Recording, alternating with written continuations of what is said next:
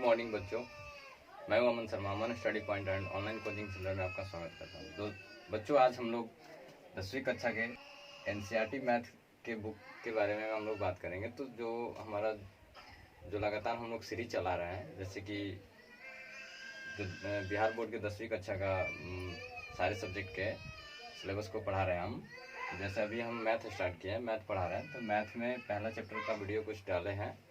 इसके बाद जो सेकंड चैप्टर है हमारा पोलिनोमियल्स है। पोलिनोमियल्स यानी कि बहुपद के बारे में आज हम वीडियो बना रहे हैं। तो चलिए हम लोग बहुपद के बारे में पढ़ते हैं। तो आइए शुरू करते हैं। बहुपद सबसे पहले देखेंगे कि जो हमारा सेकंड चैप्टर है वो बहुपद है। तो बहुपद हम लोग किसे कहते हैं, तो बहुपद के बारे में हम लोग पढ़ेंगे कि बहुपद क्या होता है। तो लिखिए कि बहुपद वैसा समुच्च होता है, वैसा समुच्च होता है, ठीक है, वैसा समुच्च होता है जिसमें चर और अचर पद दोनों शामिल होते हैं। ठीक है दोस्त, शामिल होते हैं। ये हमारा क्या होता है, होते हैं। इसे ही हम लोग क्या कहते हैं, बहुपद कहते हैं। ठीक है। अब इसमें देखो भाई, दो बात आ रहा है कि चर और अचर। चर और अचर क्या होता है, तो यहाँ पे हम लिख देते हैं कि चर जो होता है, जैसे अल्फ़ाबेट के ए से लेके जेड तक, ये सारे के सारे अक्षर चर कहलाते हैं। ठीक है। और अचर क्या होते हैं, तो अचर जो होते हैं यानी कि अल्फ़ाबेट को छोड़कर, जैसे अंक हो गया, डिजिट हो गया, 0, 2, 4, यानी कि कुछ भी, ठीक है, ये सारे के सारे क्या कहलाएंगे, अचर पद कहलाते हैं। ठीक है। तो हम लोग बहुपद पढ़ लिए। अब बहुपद का जो होता है अनेक टाइप होते हैं। जैसे बहुपद निम्न प्रकार के होते हैं। क्या होते हैं इनके टाइप्स, इनके जो टाइप्स होते हैं वो निम्न प्रकार के होते हैं। ठीक है। तो निम्न प्रकार के होते हैं तो कौन कौन से होते हैं, तो यहाँ पे देखिए आप लोग, जो पहला होता है वो रैखिक बहुपद होता है। ठीक है। कौन सा होता है बहुपद, रैखिक बहुपद। ठीक है। इसे अंग्रेजी में हम लोग लीनियर पोलिनोमियल कहते हैं।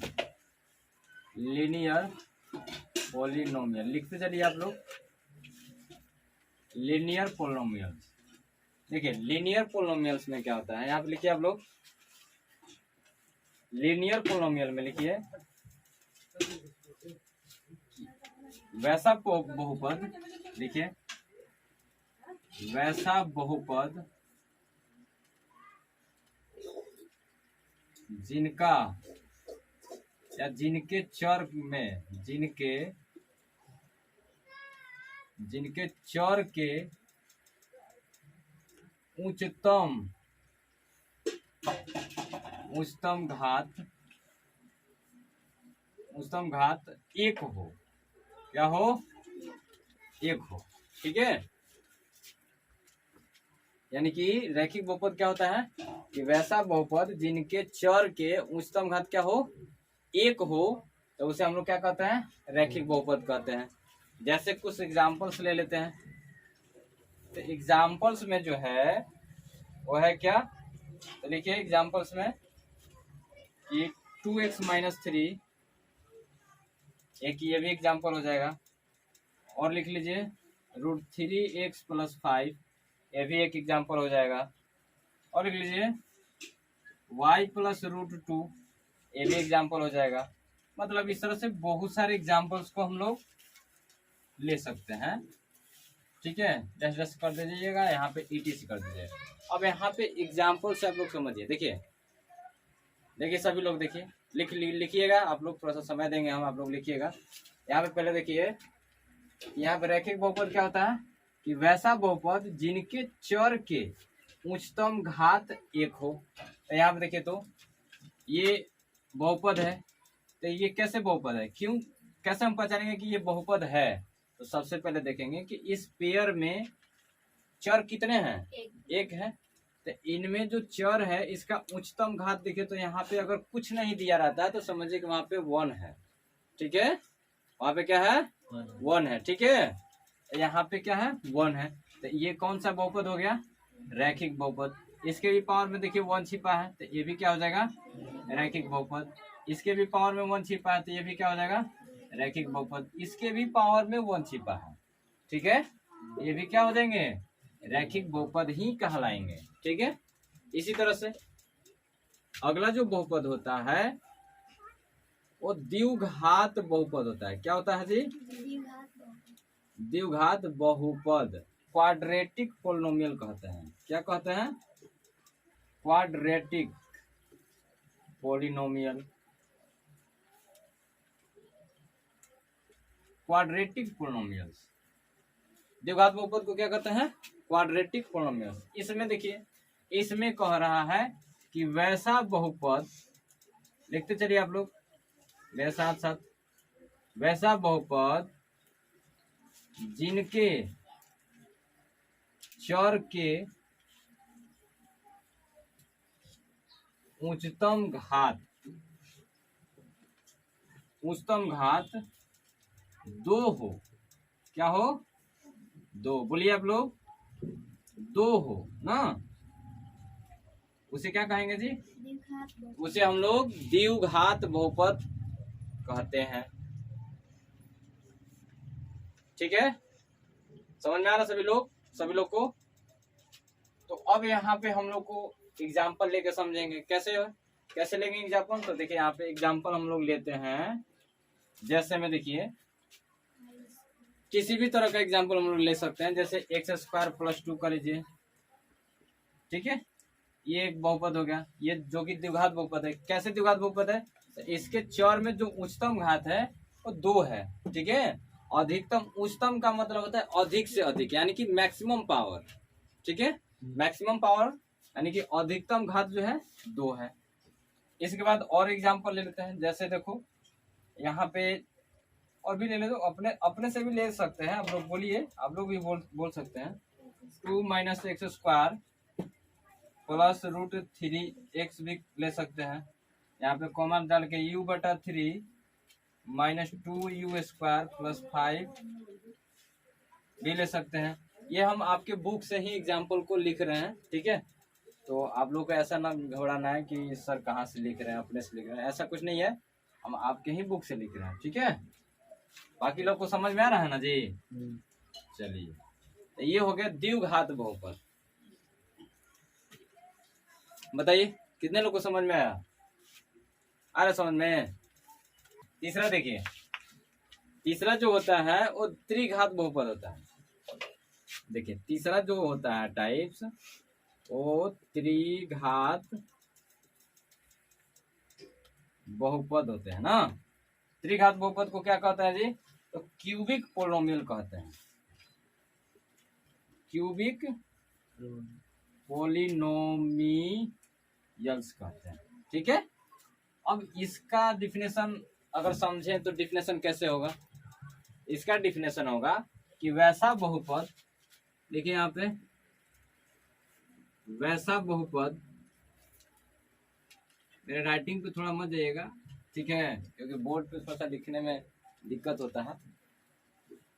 तो यहाँ पे होगा वैसा बहुपद जिनके चर के उच्चतम घात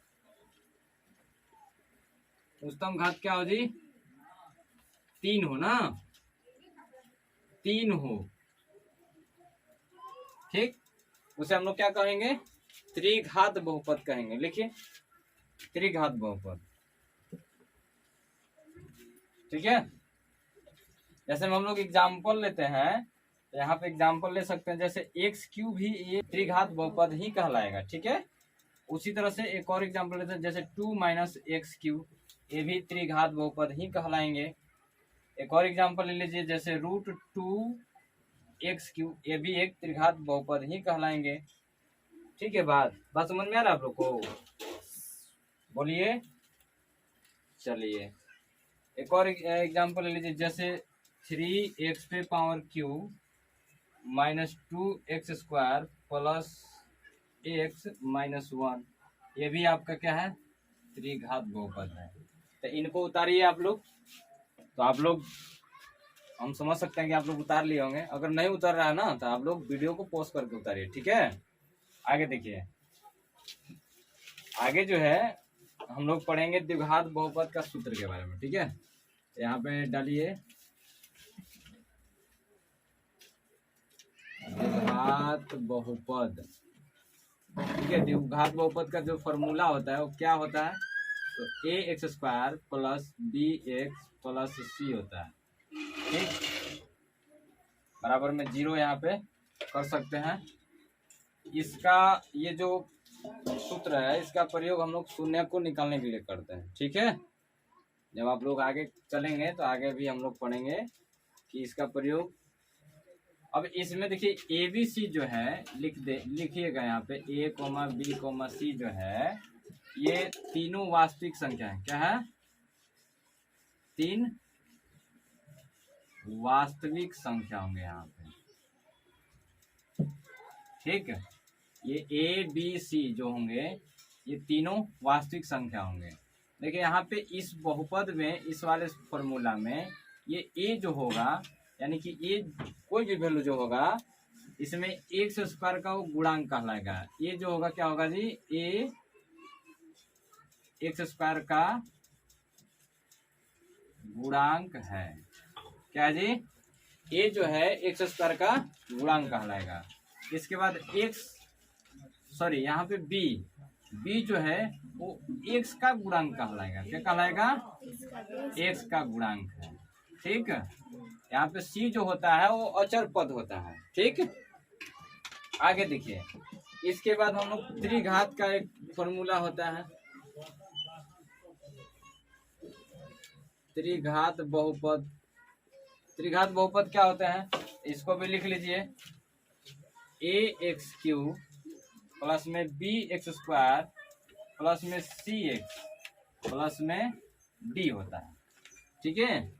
यहाँ पे हम लिख सकते हैं कि जहां a comma b comma c comma d क्या है जी, ये तो ये एक है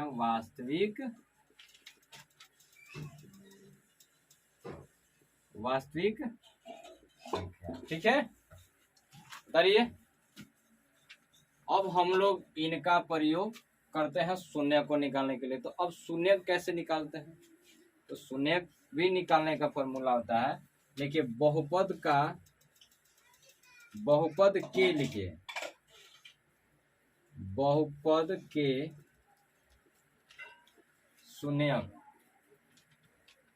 शून्यकों का योग। देखिए बहुपद के शून्यकों का योग निकालने का तरीका क्या होता है, देखिए तो यहाँ पे जब भी कहेगा कि बहुपद के शून्यकों का योग निकालिए तो यहाँ पे अल्फा प्लस क्या होता है जी, आप देखिए अल्फा प्लस बीटा होता है, ठीक है। अल्फा प्लस बीटा बराबर में माइनस बी बटा में ए होता है, ठीक है। क्या होता है जी, माइनस बी बटा में। यानी कि इसे अगर हम लोग हिंदी में लिखना चाहें तो बहुपद के शून्यकों का योग जो होता है ये होता है, देखिए यहाँ पे कि x का गुणांक क्या होता है जी, x का गुणांक। ये किस में होगा, तो माइनस में, ठीक है। माइनस में x का गुणांक का बटा में ये a जो देखिए a क्या था, यहाँ पे द्विघात बहुपद में a क्या था, एक्स स्क्वायर का गुणांक था। तो हम लोग यहाँ पे लिख देंगे एक्स स्क्वायर का गुणांक, ठीक।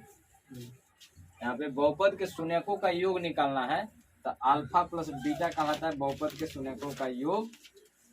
इसका फॉर्मूला होता है अल्फा प्लस बीटा बराबर में माइनस बी बटा में ए होता है, माइनस बी बटा में ए। यानी कि अगर हम बहुपद में बात करें तो माइनस एक्स का गुणांक बटा में एक्स स्क्वायर का गुणांक होगा, ठीक है। नेक्स्ट है शून्यकों का गुणनफल।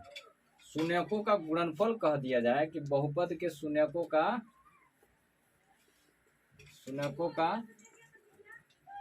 गुणनफल। तो देखिए शून्यकों का गुणनफल, शून्यक दो ही निकलते हैं बहुपद में। कितने निकलते हैं, दो। एक होता है अल्फा, एक होता है बीटा। तो शून्यकों का गुणनफल कहेगा तो अल्फा इंटू बीटा होगा।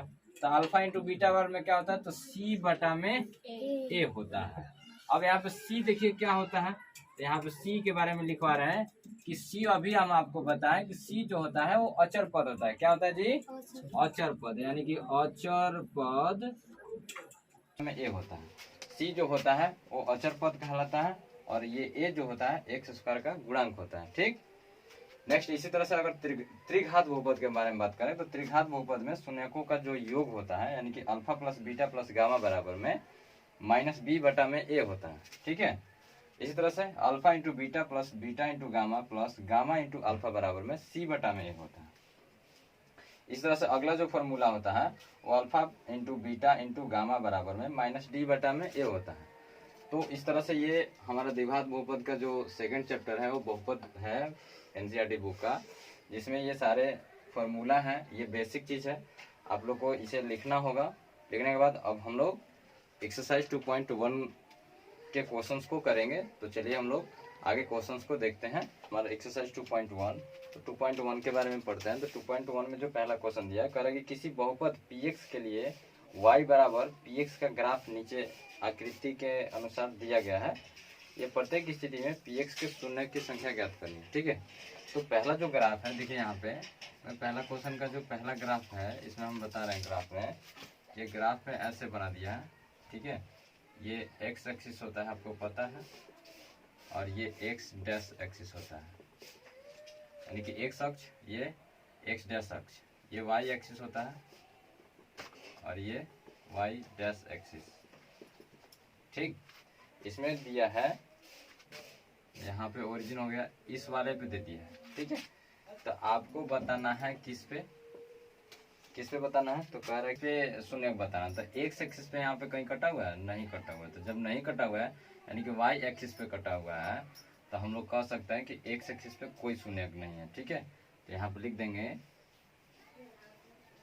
कि एक्स एक्सिस पर कोई शून्य नहीं, एक्स या एक्स अक्ष पर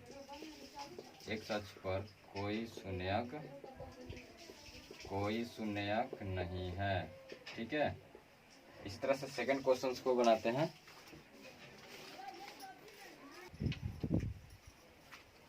देखिए हमें सेकंड का जो ग्राफ दिया है, वो सेकंड का ग्राफ जो दिया है इस तरह से दिया है कुछ। तो इसमें कह रहा है कि एक्स एक्सिस पे शून्यक बताएं। तो देखिए एक्स एक्सिस पे यहाँ पे कितने, ये है एक्स एक्सिस, यानी कि एक्स एक्सिस और ये एक्स डैश एक्सिस, ये प्लस में होते हैं, ये माइनस में होते हैं। तो इसमें हमें देखना है कि एक्स एक्सिस पे कितने शून्यक है। तो यहाँ पे एक बार कटा हुआ है, यानी कि एक जगह क्रॉस कर रहा है, तो यहाँ पे लिख देंगे कि शून्यक जो है, शून्यकों की संख्या जो है वो एक है। ठीक है, इसी तरह से यहाँ पे देखिए तीसरा क्वेश्चन में जो है, यहाँ पे कितने एक्स एक्सिस पे कह रहा है, तो एक्स एक्सिस पे ये 1, 2 और 3 जगह यहाँ पे कटा हुआ है। तो इसका आंसर जो होगा वो लिख देंगे यहाँ पे कि शून्यकों की संख्या बराबर में 3। ठीक, चौथा में जो फिगर में दिया है, इस पे शून्यकों की संख्या कितनी होगी, तो देखिए एक्स एक्सिस पे कितने बार कटा हुआ है, 1 और 2 बार कटा हुआ है। तो यहाँ पे लिख देंगे कि शून्यकों की संख्या 2। अब यहाँ पे है पांचवा, ये पांचवा है। ठीक है, 5 क्वेश्चन है, ये 5 फिगर में देखिए यहाँ पे कि एक्स एक्सिस पे कितने हैं, 1, 2, 3, 4 बार कटा हुआ है। तो यहाँ पे लिख देंगे कि शून्यकों की संख्या बराबर में 4। इसके बाद यहाँ पे ये है आपका 6 फिगर, छठवां फिगर जो है, छठवां फिगर में कह रहा है कि एक्स एक्सिस पे कितने शून्यक हैं, तो 1, 2, 3 ही है। तो हम लिख देंगे यहाँ पे 3। जिस पे कहेगा उस पे हमको बस केवल देखना है और गिन देना। शून्यकों की संख्या कितनी होगा जी, शून्यकों की संख्या 3 है आंसर। तो ये आप लोग उतार लीजिए, और इस तरह से ये 2.1 यहाँ तक हमारा जो चैप्टर है, एक्सरसाइज है, ये ख़त्म होता है। ठीक है, अब एक्सरसाइज 2.2 के बारे में बात करेंगे। तो 2.2 आगे अगले वीडियो में हम लोग देखेंगे। ठीक है, तो आज के लिए इतना ही, क्योंकि ये वीडियो लंबा हो जा रहा है भाई। तो आप लोग एक छोटा वीडियो हम बनाते हैं, उस वीडियो को आप लोग देख के अपने सिलेबस को पूरा कीजिए, कंप्लीट कीजिए। अगर आप लोग को कॉपी पे नोट्स बनाना है तो वीडियो को पॉज कर दीजिए। ठीक है, तो आज के लिए इतना ही रखते हैं। Bye bye, take care.